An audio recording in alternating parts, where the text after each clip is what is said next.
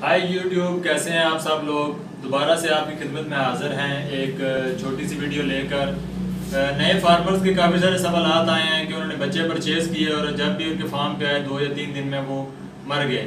नए फार्मर्स के लिए एक एहतियाती तदाबीर जो अपने जहन में रख लें, जो भी चाहे वो नया फार्मर है चाहे वो पुराना फार्मर है, ये उसके लिए एक तजर्बे की चीज़ बताने जा रहा हूँ कि जब भी आपके फार्म पे कोई भी रैबिट आता है, नया परचेज़ किया आपने, चाहे वो किसी भी फार्म से आपके फार्म पे आ रहा है, तो अपने रैबिट्स को सबसे पहले वैक्सीनेशन करना बहुत ज़रूरी है। प्रिवेंशन मेडिसिन के नाम से इसको कहा जाता है।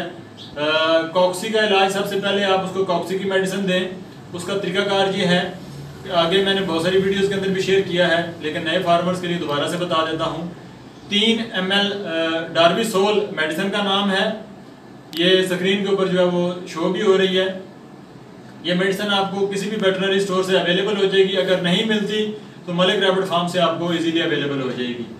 3 ml आपने 1 लीटर पानी के अंदर इसको मिक्स करना है और वो आपने 3 दिन के लिए अपने रैबिट को पीने के लिए देना है। जो आपके पास बच्चे आएंगे, चाहे ब्रीडर हो चाहे अडल्ट हो, कोई भी आपने रैबिट लिया, आपने उसको 3 ml 1 लीटर पानी के अंदर मिक्स करें और वो 3 दिन के लिए पीने के लिए दे दें। उसके बाद अगले 2 दिन बायोहेपाटोल या कोई भी लिवर टॉनिक अच्छी कंपनी का जो आपको मिल सकता है वो ले आएं। 1 ml 1 लीटर पानी के अंदर मिक्स करें और वो आप अपने रैबिट्स को पहले 3 दिन डार्बिसोल, चौथे दिन जो है वो आपने बायोहेपाटोल और 5वें दिन भी बायोहेपाटोल, ये 2 दिन जो है वो आपने ये पिलानी है।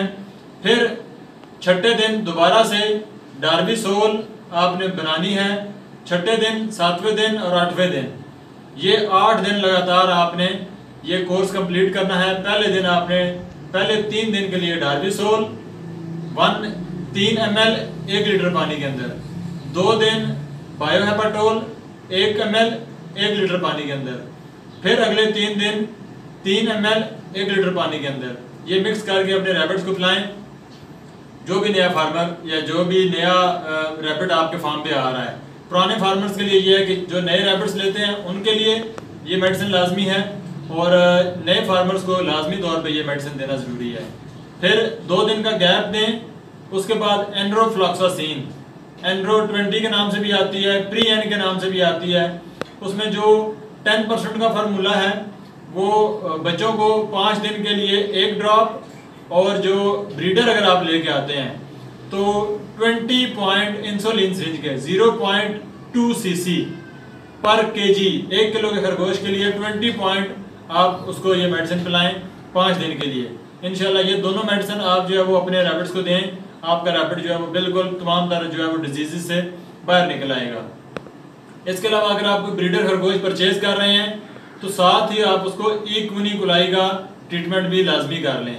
पहले इन 2 मेडिसिन का ट्रीटमेंट करें, ये कंप्लीट हो जाए, फिर 3 या 4 दिन का गैप देने के बाद आप फेनबेंडाजोल से आपने रैबिट को देनी है।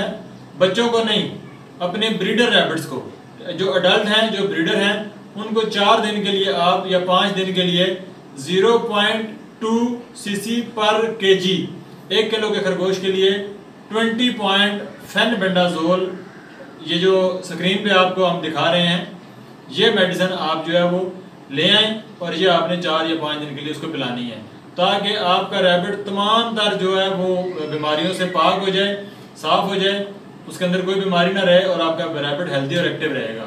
ये नए फार्मर्स के लिए मेरी वीडियो है और पुराने के लिए भी है, तो लाजमी आप इस वीडियो को लाइक करें, शेयर करें और अपने जितने भी दोस्त हैं जो नया इस फार्मिंग में आना चाह रहे हैं, आप उनके साथ जो है वो ये वीडियो शेयर करें ताकि उनको किसी किस्म का नुकसान ना हो।